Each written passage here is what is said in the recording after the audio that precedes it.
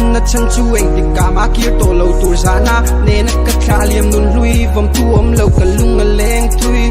tuar na zong zong mi hriat tia tir tu nun lui ka chui thui ka chiar lek pui ling let ta ka do thu en let la ka nun pung a boy tak zia ka hria ka chiang za mo lo ka tor tu tel lo riang hian hun pum chua be ho ma sin nun pung boy ma se tuar thei zum free tuar phang chaw ni ta nu chang ta mi lim zat kha chang dang kan ai ta na tiam ta fan mangai na itana la ni shed lo ka rai ta na tiam rin om na ichung ta kom sham la alim le ma na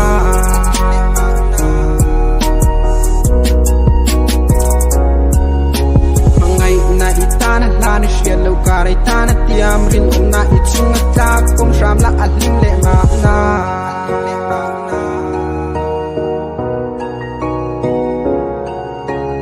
jing khua var chuan nat namin thlen thlon ni eng po chuan siraminol tom eng tik lai pon buai na ka tok fo za na in min mai lo ka nun mana chu chaw ting nge ka ti don chan na ka dong lo ka tin na oro ka chu min lia bo min mangai ti in mi ngai tu si lo rin om na ka me che chal tu ring ka ril let na nge po hian in a high there's urgency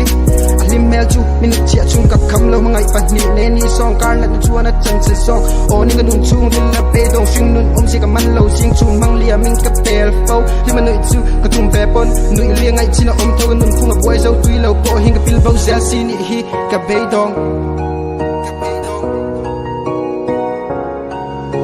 asiam tu kwa nu thin lung ing to nang mo ka Hringnun ka tuar zel si a zing le chun lim nan nun na bo pil thung lung tum mang mai ding mai tu asiam ni la dam lai lu ka sun lo mai tu ka tuar ka hun pum ka tra ka mit tui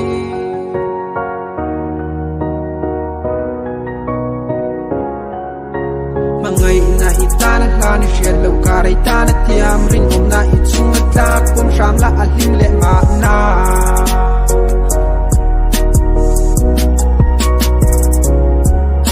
mangai na itana la ni shed lo ka rai ta na tiam rin